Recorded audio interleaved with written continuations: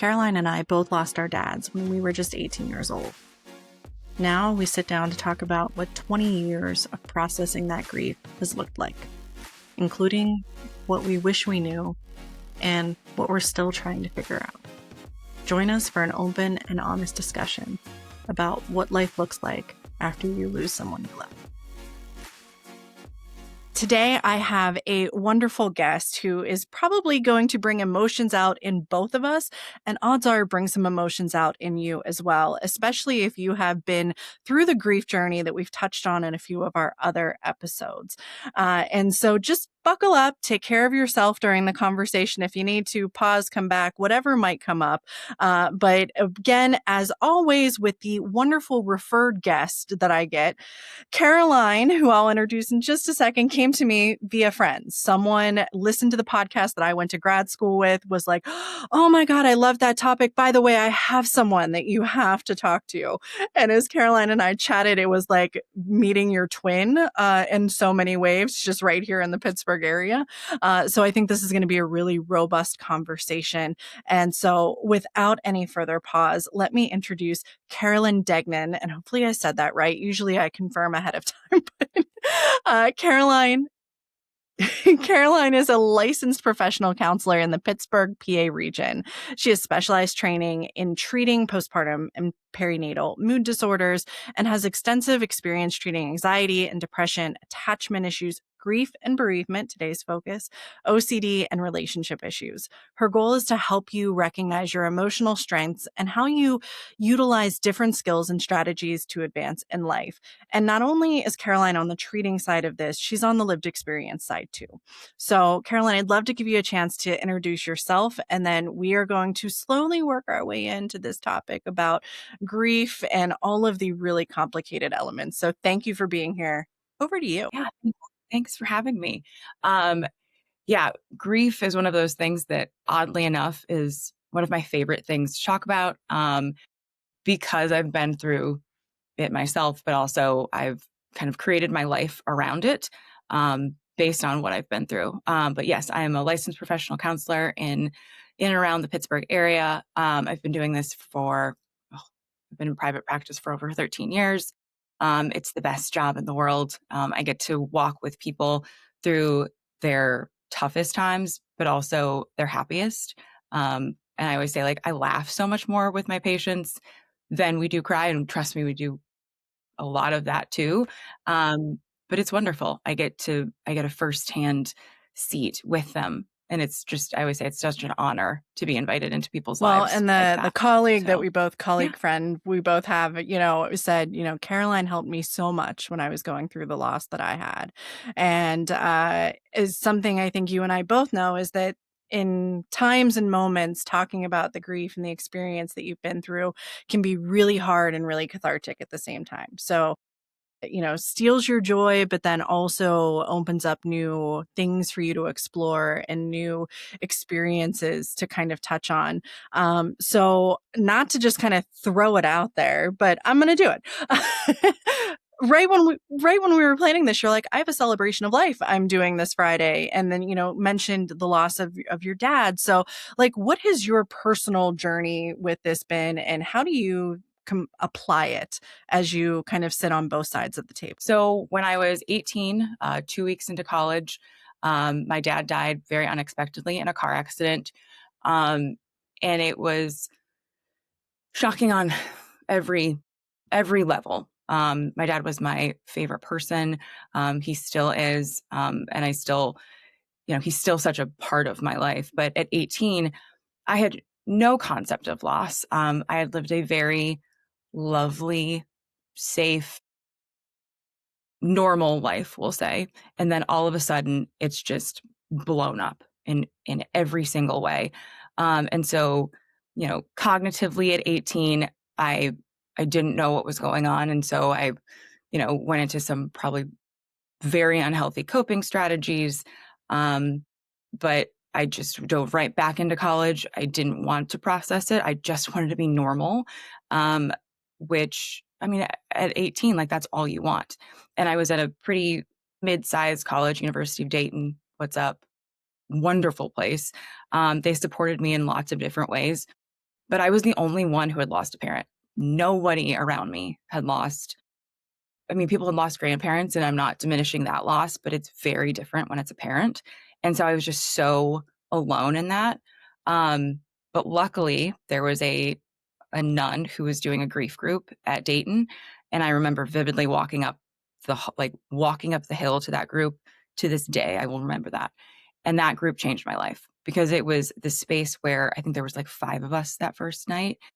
All of us had lost mom, dad, brother, and or sister.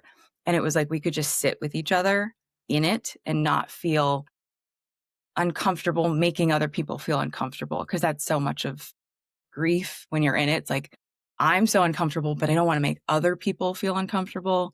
And I'm just going to push it all down and be as typical as I possibly can. Granted, that didn't bode well for me a few years later when I was like, oh, I didn't process this at all. And it's coming back to bite me. But because it very much overtook everything about me. And so for better or for worse, that became my focus of study. I wanted to understand dying. I wanted to understand grief. How I coped was by learning about it through the academic side of it. I wrote my thesis on grief and bereavement of college students and talked about where the supports were lacking, why grief as a college student is so different from any other age, not better or worse, just very different. And then years down the road, it was like, okay, well, what do I do with this now? I want to keep helping people.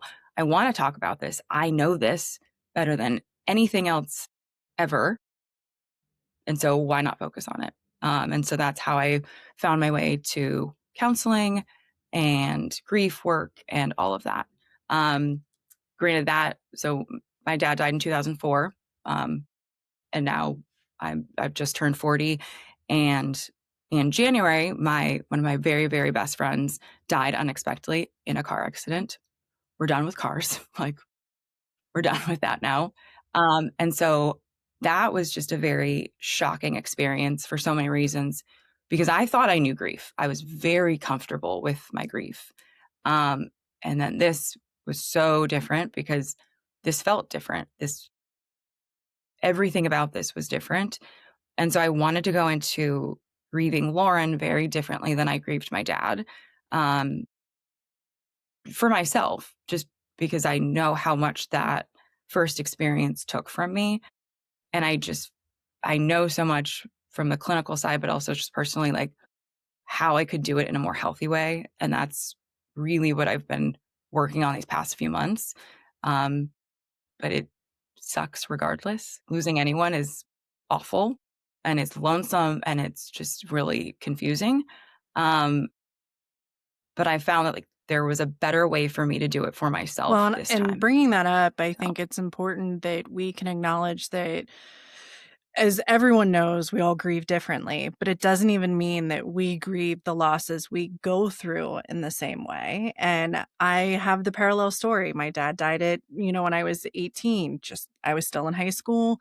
It was expected, a little different in that, he had been sick for a while, but the whole atmosphere around his death was so toxic and horrible that it was the same kind of way. It was get on with life, get out to school, don't use it as an excuse for anything, despite the fact that it probably was. And I'll always remember after that, I didn't want to say I didn't have empathy or compassion, but people would die in my life, or people I know would go through stuff, and I'd be like, and life goes on. Well, and it's this very strange experience where like, you've experienced the worst, and so nothing really compares. And so, yeah, it feels like, do I not have a soul? Why am I not heartbroken when this is like happening to people around me or whatnot? And you have to like check in with yourself. It's okay to not, like, that's an appropriate response when it's like not your people, or when it's not yours, but it just feels wrong. It feels dirty in a way. And like, it's like a whole new piece of then. And I've always worried, will someone notice that I'm maybe not authentic in how I show up, or that, I'm the one that's trying to organize everything because I feel best situated to do it, like we joked about last week with you. it manifests in so many capacities, and it's not always emotional. But I mean, I think you mentioned when we were prepping, even physical or mentally, that there's these fluctuations and changes you can go through. Add hormones at 18 to the discussion. Yeah. And you find different ways to compartmentalize and figure out how to get through day by day. And, but some people will look at that and be like, you're not grieving. And it, I want to, ugh, I just have such a reaction when people say, like, you're not grieving correctly, or like, you're not processing this. How are you, like, how do you know me? How could you say that? Or like, I understand people are coming from I hope they're coming from a loving place. So I'm worried about you. How are you? But there's no right way to grieve. There's healthier ways versus more unhealthy ways, yes, but there's no there's no book for this. I mean, even the academic aspect of it, there's even the stages of grief that we're taught, those are not actually it. That's like what she was talking about. I forget what her name is off the top of my head, but she was talking the stages of grief of death. So all of those, like depression, denial, bargaining, acceptance, all of them. That's actually the process of death, not grieving. And so that was that's a misconception that we have. You had shared a story about kind of grief is a disruptor in our life. So the event, the actual loss, is a disruptor. And then the waves of grief disrupt on top of that. And meanwhile, our lives are continuing. We have events, we have work, we have all of these things. And now this disruptor has come in and thrown things off, which creates its own complex feeling situation. Walk us through a little bit of that, not only from what you've been through, but from what you've seen others trying to navigate, because you don't want to neglect how you feel in that moment, because those feelings are valid, even if they may be misunderstood by others. Well, like with the first loss, I was 18, and those first 2 weeks of college were the best 2 weeks of my life. I was having so much fun. I loved it. I was like my best self. And then 2 weeks in, gone, done. There goes the happiness. And then with Lauren, I got married in March, and she died in January. She was supposed to sing at our wedding, and I just felt so selfish and also just very confused of like, I am the happiest I've ever been. This is the happiest thing that has ever happened to me. I worked so hard to be able to be happy for my wedding, knowing that my dad's not there. And then this loss happens, and I just was like, am I a horrible person for feeling gypped? That I'm happy, but now I can't be happy? Or am I allowed to be as happy as I want to be on my day because Lauren's not there? She was supposed to sing at our wedding. But also then, am I allowed to be happy because my dad's not there? And all of these things are really confusing. It's just like this weird dichotomy of the worst and the best. But also, like, I have a full-time job. I like I'm trying to keep shit together for lots of people, on top of having to regulate myself so that I can do my job, because I cannot walk into sessions and be in my feelings about Lauren or about my dad. I have to check myself, and not in a numbing way, but just as like, this is my stuff. It's not right for me to put my stuff onto other people.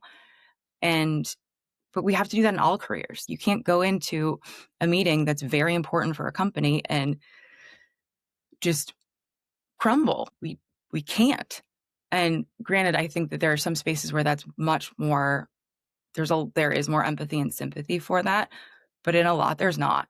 And so it's very difficult to figure out, how can I feel this, turn it off when I need to, but then also learn how to come back to it. And that's where the idea of like intentionality comes from. But this is a great element of the two bladed, or the double conundrum of making it about you, right? It is about you. You have experienced the loss, and yet you also are trying to take care of yourself, and other people are going through their own versions of this, and you want to be there for each other. But if your cup isn't even, partially full, like what do you have to give? So it's, and I guess I would ask, what's in this segment, we always do it at the end, but like a reminder for this, that when you're in the middle of that, what do you have to remember about yourself and about those around you that are experiencing maybe this loss in their own way? And everyone wants to be there for each other, but you're also like, well, if I can't talk about myself because I don't want to take away from you, what do we need to remember? That grief is the universal experience. And by bringing it to the forefront of actually just acknowledging, like, how are you? And not in a comparison way, but just as that unifying way of, I've gotten to have a really interesting and really great relationship with Lauren's brother over these last few months. A lovely surprise evolution of this tragedy. And I always like am conscious he lost his sister. It's very different than me losing my best friend. And I'm not comparing them, but I think it is important to, like, there's different levels of this. What he's going through is not what I'm going through. But I think it's so important to just be very direct of how genuinely, how are you? Like, let's not placate each other. What's going on? And not attempt to fix it or to say, like, that's okay, or any of the awful phrases of she's in a better place or things like that. But just to be real with each other of what are you going through today, this second, last week? Um, but also if somebody comes in and they're like, I'm okay today, that's okay. And trust that. That's not necessarily them saying, I'm not processing it or I'm not being honest. Someone might actually be okay that day. And that's great.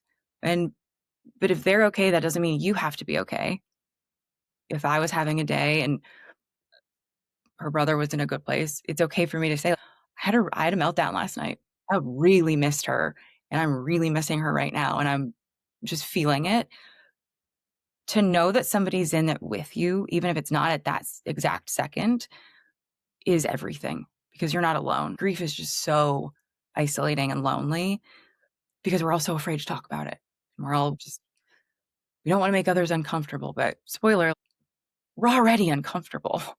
So why not just kind of like sit in it together and be able to do that?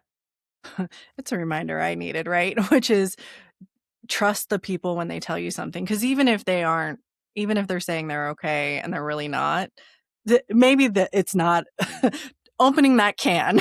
Today is not the day. I have to go into this, like, thank you for asking me, but I have to go into this meeting right now and I can't go into it at that second. But thank you. And maybe I'll come back to it, maybe not. And it's just asking the question genuinely that I think is the most important thing. And being willing to be uncomfortable with somebody is such a gift. And if there are just, but there are some people that can't that just can't do that. And there's nothing wrong with that, or they're not being a good friend or a good spouse or a good daughter. It's just that some people can and some people aren't ready, willing, or able to. And I don't think any of us want to question ourselves if we're like, no, I feel good today. And then someone's like, do you really? And then it's like, oh, do I? And you're like, So, I think that, and I always say in a lot of episodes, the beat that you take to just go, before I talk again. yeah, check in. And even that, like, that's such a good thing. So our bodies, if there's ever a book, The Body Keeps the Score is such a good book, but it's not just about grief, but our bodies will tell us. And so if I'm talking and I like will feel it in my throat, like, ooh, there's something there. Am I able to bring it up or not? And I'll know right from when I feel it of like, ooh, there's something there. Do I want to open this or not? But do I not? And it's a skill that kind of like I've developed over time to know my body and know what it feels like. But I mean, when I was first, especially when my dad died, I would just feel it and I couldn't stop. I just was like, I got to walk away because this is happening. I'm going to cry right now and I don't want other people around me, but like, Mm-hmm. whoop, there it is. And you just got to exit the situation. Or if you're in a place with people, like you can let it be there. But that's sometimes it's a hard group to find. Go back to the intentionality piece. And it was funny when you brought it up, and I want to know if it's the same kind of premise or it's just where my brain jumped to. But you had mentioned the premise of intentional grief and grieving. And my brain was like, oh, that thing in Shrinking where the girl sits down for 30 minutes and says, I can listen to my music and I can cry as much as I want. And it feels absurd for a second. And like, can I tell my brain to grieve in that moment or not? And then I realized I do it every time I drive because I talk to myself when I drive and I don't care who sees me. I'm Yeah. crying. The person driving next to me doesn't care, as long as I'm safe with it. But I guess, created that space over time. So talk to us about this idea of intentional grief and grieving and how people may want to start considering it, especially if they're maybe having struggles with intrusiveness of the grief, which I find is one of the most unpredictable components. Well, and Shrinking, as a therapist, I cannot watch therapy shows or therapist shows except for that show. That show is done so perfectly on so many levels because there's definitely some.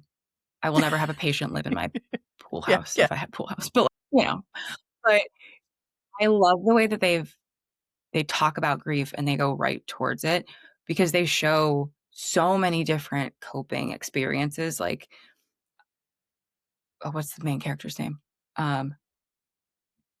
Jason, well, yeah, the tall guy.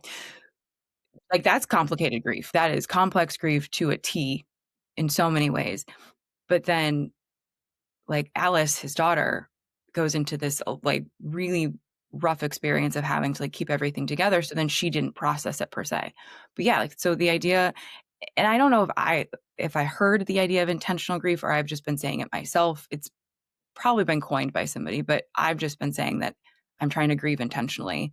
Um, is that, like, having more control and choice in the grief so that when I am grieving, it feels as big as I need to be. I'm in a space physically, mentally, and emotionally where I can just melt down if I need to. I can, like, sometimes I will, like, talk to Lauren out loud or I'll talk to my dad. The car is always my place too. I will have full on conversations with my dad about lots of things. And that's just this space where I'm alone. It's confined, like, yeah, driving safe. We have to be careful of that, but it's my choice. Granted, especially in the the beginning part of grief, there's not a choice. It is every ounce of your body. It's every second. It's waking up, reminding yourself this is real life. And so intentional grieving, like, I think is a later on experience versus right when it happens because it just is all encompassing then. But with the intentionality, I know that after my wedding, there was a month leading up where I was very like, I can't think about Lauren being there or not being there. But then as soon as I got home, I'm going to think about now, I was able to, like, sit just by myself. My husband wasn't home and just think about, like, I'm really sad that she wasn't there. I'm really sad that, like, I didn't get to hear her laugh or I didn't get to hear her or see her smile. And it felt really good to be able to do that and just be in it. And then about 30 minutes later, I could regulate and I was okay. I called my mom and I was just like, I don't know if I can swear. This sucks. This really sucks. I hate this. I hate this so much. And it felt safe to do it because I could be in that space and then breathe and come back to ground. But leading up to it, I knew if I went there, I might not be able to bring myself back out of it. And sometimes you can prepare and sometimes you can't. But if you ironically set aside time when you may not feel as if you even need it, but it's a moment to say, oh yeah, I am going to go watch that video or I'm going to scroll on Instagram where anything might pop up and make me feel a certain way. Like, to if you need it, it's there. And then sometimes it helps with that unexpected moment, or at least you can go, wait, I'm gonna come back to this. I'm gonna revisit right now. I can save a little bit of energy knowing that I have that approach that I can lean on and touch on. Well, I think that also works really well. So like breakups, end of divorce, breaking up, those are also a type of grief that I don't think people talk about a lot, but that's like that kick in the gut stomach too, of that person is still alive too, and that's just a whole other realm of it. But, I went through my fair share of breakups throughout the years, and that I had to practice intentional grieving for those, very much so, because you have to go on through your day, especially if you're hearing other people talk about their relationships, happy relationships too. When you're like diving into those and you're like, oh, here's this kick in the gut right now. Check in with yourself. And then later on in the day, sit in your bed for half an hour, write letters to the person, yell out loud, talk, whatever you need to do. But that's a good opportunity to practice that, because it will just like that intrusive just thought, oh my gosh, whether it's death, divorce, anything, any type of loss, when it pops in and woo, it like kicks, yeah, kick in the gut type of So experience. you mentioned, and I know it far too well, the component of college is the worst place to grieve in many places, because you're trying to learn new people. You're oftentimes in a new place. You've lost your comfort spaces because you're in a dorm with someone else and you never have your time. Any of those major life transition moments. And I remember, if anyone's in the Pittsburgh area listening, when I first found out about the Caring Place, which was years later, but it is basically driven by this idea of Mr. Rogers had in making space for children and their family members to come and, work through a process when the child has lost someone, sibling, parent, really anyone that can impact them. And I remember I went in and I volunteered for a few years, and I was, where the fuck was the 18 to 25 version of this when I needed it? Because I wanted a fidget spinner to sit with while I was trying to like process things. Um, and you mentioned this idea. There's something called a grief camp, and I'm sure there's other versions of the caring place and stuff like that. So, talk about the actual settings where that have been made now over time to have this place with trusted professionals to support the complicated premise of grief in certain age groups or demographics, stuff like that. Yes. So I can go on and on about grief camp. It's my favorite place, thing in the entire world. And interestingly enough, when I was writing my thesis in college, the idea of these was just starting to evolve. And so I was reading about it and I was like, oh, these sound really cool. I wish they really existed. And I think they did at that point, but now it's become it's a thing. I found, so the organization I have worked with, do work with, will continue to, is called Experience Camps. And it's a free week-long camp. There's camps all over the country. And the participants are ages 9 to 18, boys and girls, and they've had have lost mom, dad, brother, and or sister or primary caregiver. Um, when I say that these camps are magical, I truly mean it, because not all, it's not a requirement to volunteer or work there to have lost somebody, but most of us who work there have lost somebody. And so it's this wonderful little bubble for a week where everybody gets it. And we have designated clinical time. Um, it's an hour-long clinical activity once a day, where we talk about our people. You talk about your grief experiences.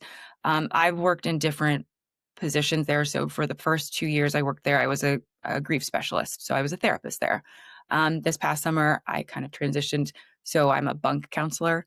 I just wanted to be with the kiddos more and not be a therapist. I'm a therapist every other day. Um, but it just gives these kiddos this space where everybody else around them gets it. We talk about our people very openly. Um, it's the death grief jokes flow freely and giggles. It is so much fun though, because it's also just a place where these kids get to be kids. We do summer camp stuff. There's always water activities, there's games, there's everything you could possibly think of. It's just kids being kids who have lost. And it's just this really safe place. There's also, with experience camps, there's adult camps. So this coming weekend, actually, it's called For the Adults, and it's mini grief camp for adults. And again, it's just these really magical experiences that only happen there. But these kids are kids besides having lost somebody. So they're still dealing with kids stuff. Like they're still teenagers. Like my age group is like 13-year-old girls. They're the scariest group of kids. Like that's the scariest because they will cut you with like one sentence, or you will feel like you've won every lottery in the world if they say they like your shirt, that type of thing. But it's just the coolest thing. So I encourage anyone to, like, if you have any interest in it, look it up, contact me. It's a very wonderful community that goes beyond the week at camp as well. So I could talk for days about like experience camps. I carry it with me everywhere. So yeah. Well, and it also can serve as a respite for the parents or the caregivers that are caring for those kids, to take a time for themselves. And we talk about being able to set aside maybe some intentional grieving moments for themselves. So that ripple effect, even in existence. Yeah. And for the parents to know that their kiddos are safe physically, mentally, and emotionally to go into something that they might not every other week of the year. I've been shocked, sadly, to hear kids are brutal to each other. And I just could never fathom that kiddos could face backlash from peers having lost a parent or whatnot. But like that's real, unfortunately. But at camp, they get to talk about, oh, like this person said something really mean to me at school. And all of their friends are like, that's really messed up. No one should ever say that. Like, let's talk about your person. Tell me your person's name again. Like, let's show me your pictures. And it's so wonderful. And so like the parents all come on the last day, and that's just, it's the parents just melt too, because they're so excited to see their kiddos, and they'll share stories with us of like, they carried this coping strategy that you taught them all year, or they've made friendships now with other grief campers that they see outside of camp, or it's so neat. And it's such a just special place. So if you're listening and you're like, I need to know more about that now, feel free to hit pause, go to the show notes, find the link and look it up. We won't mind if you come on back in a minute. There's camps all over the country. They're starting a new one in Texas this year. There's going to be a new one in Colorado next year. Oh, we're talking a lot about our, how we're processing with ourselves upon the loss of someone. But something that came up, I think, on the grieving sisters and definitely in all the other grief conversations is that there's this weird continued relationship that a lot of us have with the people that we have lost. And maybe it's with the story of who they were, and it's us trying to understand our experiences that we had with them when they were alive. Maybe it's this component of, are they still around and watching over me, or having the conversations in the car? What are some of those, it's not necessary that you try to continue a relationship with your lost loved one, but, what are some ways or books or references that might be out there that we can tap into for how to still feel connected even once we've lost? And I always want to preface, like, everyone's religious and spiritual beliefs are absolutely their own. And there's so much respect for all of that. I think each person develops their own belief system about that next, what happens after themselves. And that was actually a really important part of my grieving process, is to kind of decide for myself what I thought was next, or what it all meant. An incredible book is called Signs. I don't know the author offhand, but it's just called Signs. And also there's hospice nurse Julie. She became like very like TikTok, Instagram famous, I think really during COVID and whatnot. But she's written an incredible book about the death process itself, and then her experiences as a nurse watching that and just the belief system surrounding that. But we kind of touching on grief camp again, one of the big jokes is that like someone will see a butterfly and they'll be like, whose mom is that? Whose dad is that? It sounds so morbid, but it's so perfect. We all have our things. You'll have your signs for certain people, or um, like a few weeks ago, I was in my feels about Lauren, and I was like, Lauren, I need you to just let me know that you're there. And we have an inside joke about fire. We've been friends since we were 14, just fire, whatever. And I was up late, nobody else was up. And in our little front entrance um, chest, a smoke detector started going off that has no batteries in it. Like, and to me, that's pretty blatant. Okay, there she is. But to other people, that would be like, oh, that was just a malfunction. Whatever. You blew a candle out or something. That's why that happened. But for me, I choose that to be Lauren. And it's my choice to like, for what I want it to be. And I've said a lot, like, I feel like I have a closer relationship with my dad now than I ever have. And granted, he's been gone for over 20 years. So it's hard for me to remember our relationship to a lot extent. But he shows up in ways that really make me very secure and that there's something, or that he's somehow involved in this. And it feels good. It feels like safe. But I think each person needs to develop their own relationship with that. And I know in the beginning, like I was not, especially with my dad, I was not open to it. I was just like, nope, that's too hard. That's too painful. I don't even want to consider that like, he could still be here because I want him here. I don't want him anywhere else. I don't want it. But then as I started to open up to it, it created just a level of comfort that I didn't know I needed. And then you start looking and you start paying attention, and like cardinals are a thing, butterflies, hummingbirds, all of them. Each person is their own. And who are we to say that it's not them? Because we don't know. But what if it is, you know? It links back to that just listen thing. So even if we don't believe it, my weird one is I always thought I aligned blackbirds like with the red spot on their wing with my dad. And just a couple weeks ago, there we found well, I didn't find. There's a wetlands kind of water conservation area 10 minutes from our house at most, and it is filled with blackbirds. I've never seen so many in my life. I mean, probably 40 to 50 that are flying through this like tiny little spot. And so occasionally I just go down and I'm just like, cool. I don't necessarily believe they're all him, but there's like something really comforting about this thing that was so rare in my life now being really abundant. And like, what a great place to just go and like sit and like think about him. And it's like, even if it just like a song pops in and you have that opportunity to think about them, that is them. Or even having the opportunity to like say their name out loud. Like I love talking about my dad. I love talking about Lauren.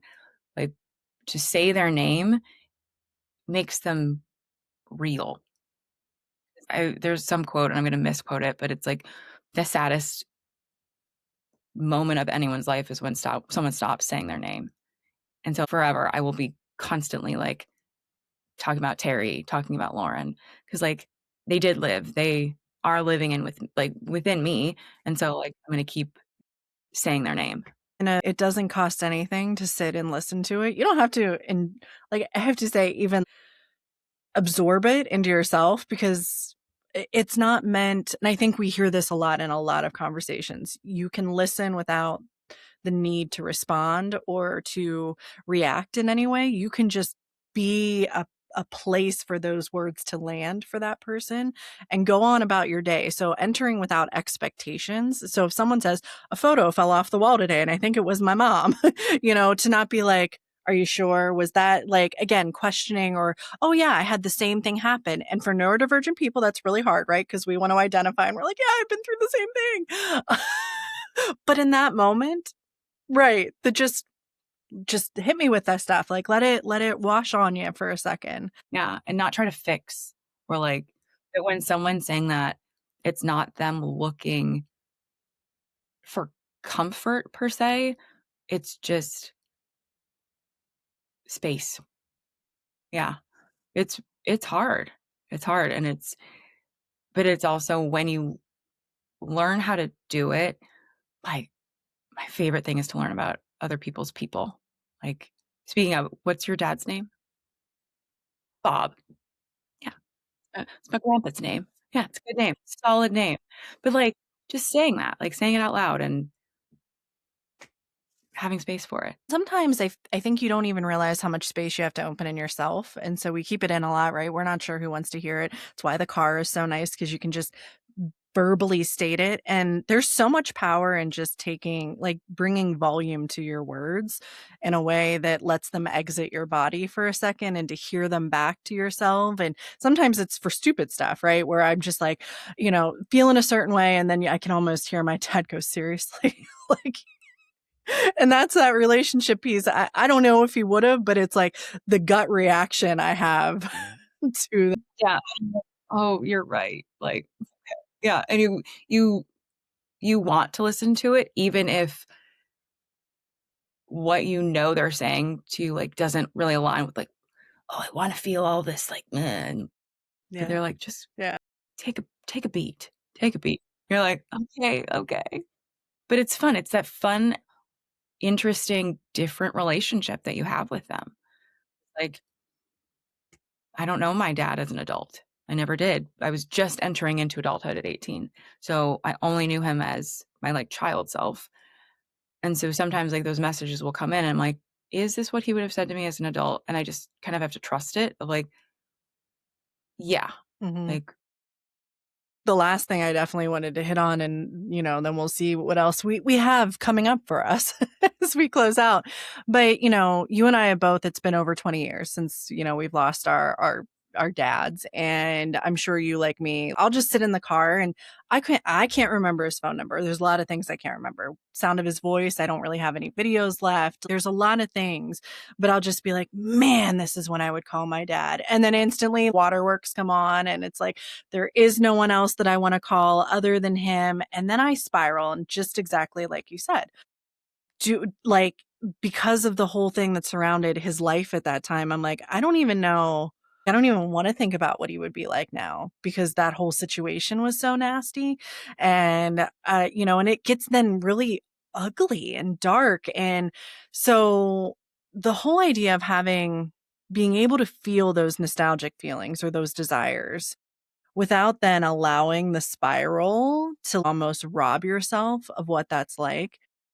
I mean, not just from who you've worked with, but even yourself. What are some tips we can have, especially for those of us that it's been a really long time? And so our brains have had a lot of chance to, like, as you said, like, my dad was 53. I'm 41 now. And I'm like, oh, he was really young. And oh, I have new forgiveness for him for some of the stuff he did because I'm realizing the mistakes I still make in life. And, there's this new complicated understanding of them. I don't think the spiral is necessarily bad or wrong. So Hmm. it's not that we want to stop the spiral, but it's to I think it's be kind to yourself when the spiral happens and that like it's actually valid. So like let's say like when you're feeling all these things about like the situation with your dad, that's all there. And like perhaps like you need to feel it in that moment of like I'm really pissed off about this, how this happened. Or over time like you Hmm. learn certain things. We put these people up on pedestals too. So like when somebody dies like brr, but as you become an adult, you learn different things about different aspects. Hmm. And it's just like they were people too. But it's really important to feel the uncomfortable things about them. It's not taking away from their memory if you feel that about them. It's not taking away the love that you feel for them, felt for them if you think about those things. I think it actually makes it more valid and more secure when you're thinking about that person as a whole. And as whole people, we make mistakes. As whole people, we are fallible in so many ways. And so it's being honest with yourself is I think, such an important part of the grief process, to be like, Mhm. yeah, like, I'm really pissed off about that. And like, I was really messed up. And especially in terms of the means by which someone dies is very, very important in the grief process. So let's say that someone chooses suicide. That is a very complicated grief process to go through. Of There's a lot of anger there. There's a lot of confusion. There's a lot of unanswered questions, some of the time. Um, and those are all really important to feel, and it doesn't take away from like what you feel about the person. But also, if it does, that is okay too, because you're allowed to have your relationship with that person no matter what. But especially when the relationships were complicated before and or during the death process, it's that stuff doesn't just go away. And you don't have to just be like, oh yeah, this person was a great person and their life was lovely and beautiful, and no, it's all real. So being honest with yourself to the extent that it feels good, and not plummeting into anger or resentment or confusion that then you become it yourself or project it onto other people. It was as you mentioned that I laughed a little internally because I'm like, we literally put halos and angel wings on people that, give them this pure, perfect persona sometimes in our minds. And the reality is we're all flawed in some nature. And sure, hindsight's 2020 on a lot of things. And you may choose to remember a lot of those really good, wonderful times. But I think I also, there's a lot of my look back on my dad has also helped me not to I don't want to make the same missteps necessarily. That now I look and, I get something in the mail and I go, uh-huh, uh-huh. My dad's intent on trying to be helpful and supportive 20 some years later has now disrupted his kiddo's life because of a very unexpected thing. And I'm like, okay, I should probably remember that next time that I'm just like, let me overextend myself because I think it's right in that moment versus, okay, there's still ripples that could be felt for years to come on some of this. What is really best for me and my loved ones?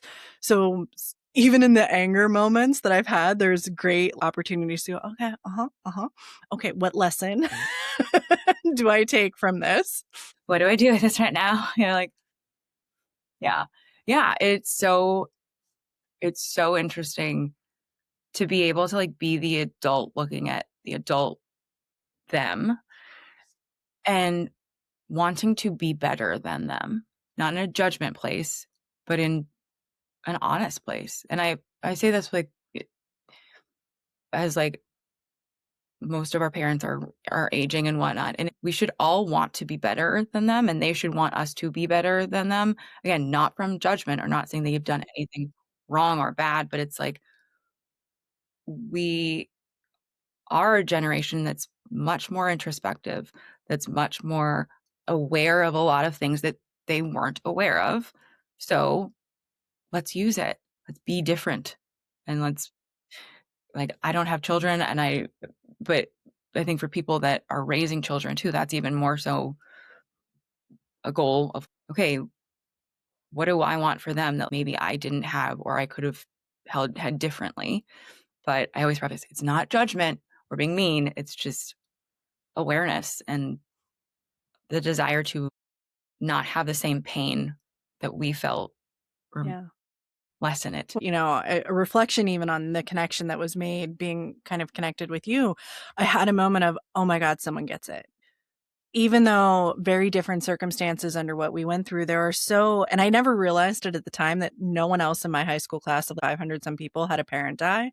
Like, and how oddly, uncomfortably unique that situation was. And to just even have someone that, Same thing. I got married a year and a half ago. Same kind of idea.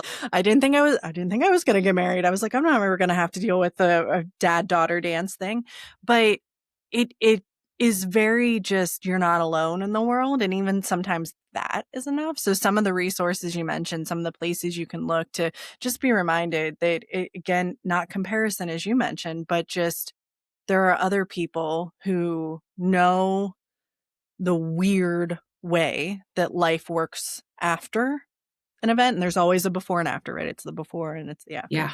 Um, can give you a little bit of just breathing room for a second, that you don't have to explain. That I can say something and you kind of just are like, oh, even if I don't exactly get it, I kind of get it. Like I was at book club on Sunday and I was talking to somebody and I clocked that someone said their mom was, and I immediately clocked the was Mm-hmm. because you just kind of have that awareness. And so when that all focus was on us, I was like, oh, like you mentioned was like, and I said, did your mom pass away? And she said, yeah. And I was like, oh, my dad passed away too. We're part of that club. And it's just even like that way of saying it that is so nobody expects it per se because it's, and granted, I know I'm a very blunt person and I will go right towards it because that's who I am.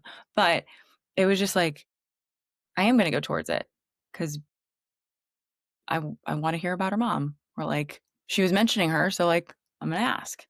But yeah, it's when you've lost somebody, you don't understand it until you're in it. And that's why we call it a club. We joke about it to an extent, but it's so true that until you've experienced the loss, you have no idea what that, and I keep saying like kick in the gut feeling is.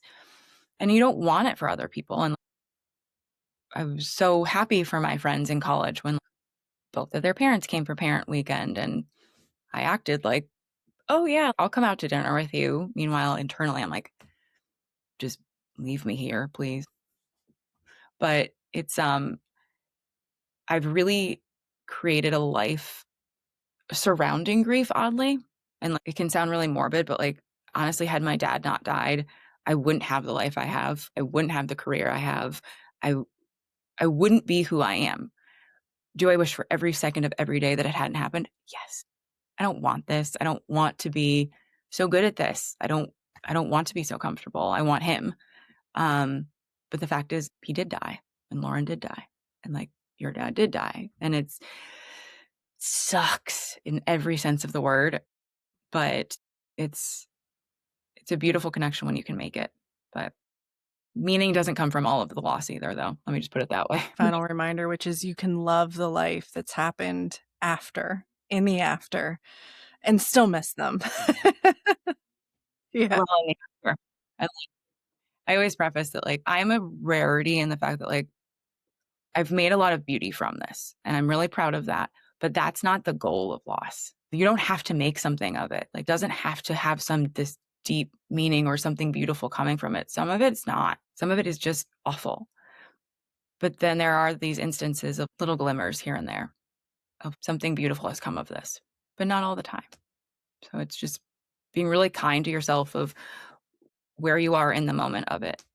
But it is the most universal experience we all have. Well, Caroline, as we wrap up, and it's been, I think, a very calm conversational hour about this. And I think that's really appreciative, right? Because sometimes we can get really into the feelings while we're in it. But if you are in the general Pittsburgh area, where can they find out more about where you provide services and maybe a couple of tips for what they can look for online? We already mentioned we'll link experience camps, but some resources for folks. So my practice is called I Am Counseling. Google us. It's just me and my other provider. You can feel free to, I think that my email will be linked here. You're more than welcome to email me. But also if you're looking for a provider, psychologytoday.com is one of the best resources I can ever provide for finding a therapist. You can find specialties that you want to like to have in your clinician and whatnot, and if make sure that they are with your insurance and all of that. But in terms of grief resources around the Pittsburgh area, yes, Caring Place is wonderful.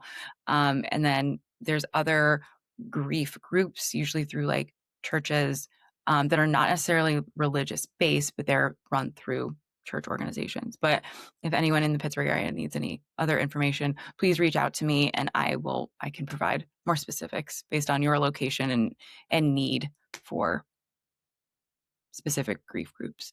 And it's okay to test a few different ones out, because I know you might walk into one and you're like 30 and everyone else Oh, is 70 and you're like, not going to be the one that works. Like it, find the one that works best. Don't feel pressured, for some of those. There are more than you might realize, right? and same goes for therapists too. Like if you're working with therapists and you're like, I don't know about this, try somebody else. Like that's our feelings aren't hurt. Like we want you to be with the provider that's gonna be best for you.